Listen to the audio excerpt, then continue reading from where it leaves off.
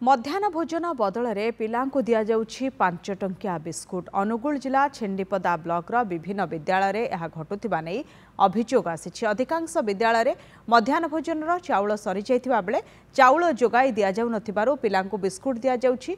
विद्यालय खोलिबार एक सप्ताह हो जाइथिले मध्य एजाबत छात्र छात्री को मिल पारुनी मध्याह्न भोजन। छेंडीपदा ब्लॉकर अधिकांश विद्यालय मध्याह्न भोजन चाउल सरीथिबा बेले निकटस्थ विद्यालय चाउल उधार आनी मध्याह्न भोजन देई आसुथिले। चाउल नथिबारु अधिकांश विद्यालय मध्याह्न भोजन बदल में 5 टंकिया बिस्कुट दिया जाउछि।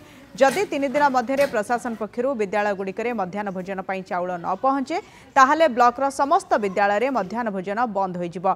एनै छेंडीपदा गोष्ठी शिक्षा अधिकारी को जोगाजोग करिबारु चाउल अभाव थिबा नै कोनोसी विद्यालयरु अभियोग आसी नाही बोली कहिसंती।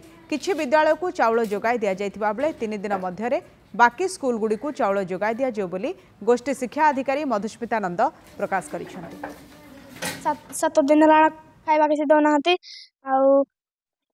जो डेली बेला 5 टिया बिस्कुट दिया होची जे जहा करू खाइबा धरके आछंती सर कहते चाउल आसी नाही। जो स्कूल गुडी राइस शॉर्टेज अच्छी ना नहीं से स्कूल रो एचएम मान को इंस्ट्रक्शन दिया हिची से माने जानि कि आ जहा गाइडलाइन रही छी हमरो माने पाखो स्कूल रो लोन करिकिना राइस आनिबे कोनोसी मते एमडीएम को बंद करिवे नाही।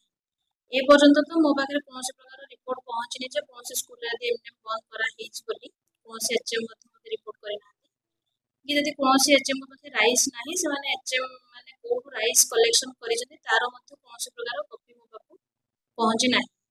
तेणु यह दर्शाऊँ जे सब स्कूल चाउल अच्छी और सब स्कूल एमडीएम चली। यदि आप खबर पहुंची तदत करूँ।